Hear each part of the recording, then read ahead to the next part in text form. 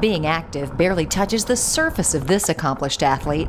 1 month after Butch Martin was paralyzed from the waist down, he participated in his first wheelchair race. We're finding that sports and recreation is a huge part of someone's rehabilitation. After that first race, he was hooked. Hooked to the point that I actually convinced my insurance company that they should buy me a wheelchair, a road racing wheelchair for my mental attitude that I received before I did my everyday chair. Butch completed a marathon and then decided to register for the mini marathon.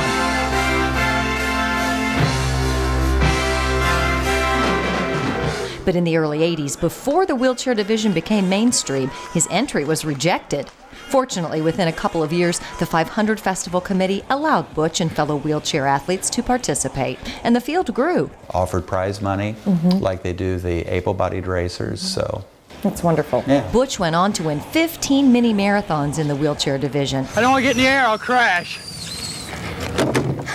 In fact, as the very first man to register as a wheelchair athlete for the hometown race, he became a pioneer in the sport.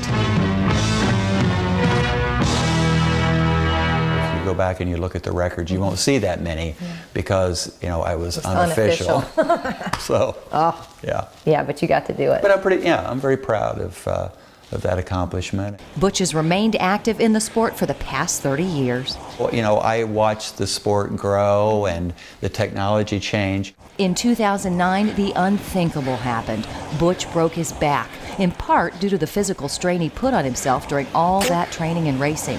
He now has some artificial vertebra and fusing. Because of those procedures, I could no longer push a road race wheelchair anymore.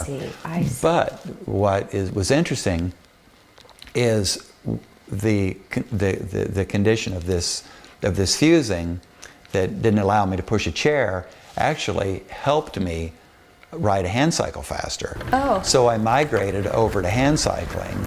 Butch is a busy boomer. He's married, he has 2 young children. He travels for his job, but he tries to work out every day. He is disciplined and puts in 200 miles a week. A typical 25-mile workout around neighboring streets lasts about an hour and 10 minutes. Once a week, he'll do a longer 40-mile ride. Yeah, I mean, it's really what makes me tick. On those snowy, cold Indiana winter days, Butch takes his workout inside on a trainer. It simulates the road pretty well.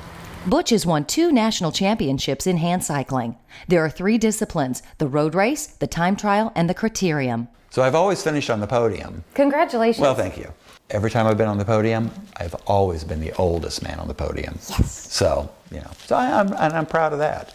His determination, courage, and strength are inspiring. And it's funny, I'll have people ask me, you know, so these national championships, was this an age division thing? Well, no, it wasn't.